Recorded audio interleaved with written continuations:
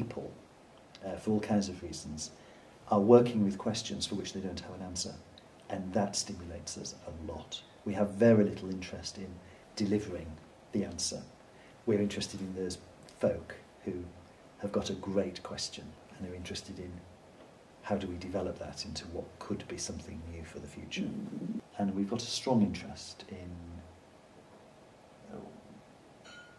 how you help people explore deeper meaning when the major structures of what's going on in the world are breaking down.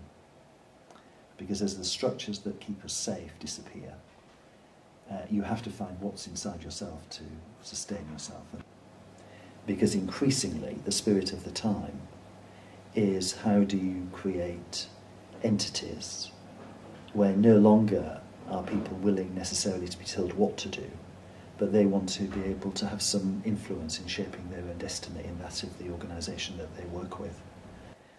The idea of, in organisations that are facing such complex and enormous challenges of the future, how do you bring more of yourself so that in traditional organisations you surrender part of yourself at the door. We don't want those bits of you, we want this bit. And increasingly organisations need all of you. We need all of your engagement to address some of the problems and challenges that the planet we are facing.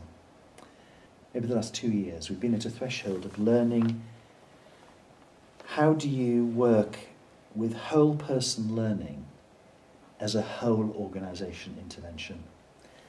And we don't think that's happening in very many places. So we're pioneering new ways of working. And that is very demanding, both on us, the people we're working with, but they recognise that organisational development itself is quite new, and working with organisational consciousness is quite new. So there's a lot of experience on how you work with individual consciousness, but how do you build organisational consciousness? That's a new era.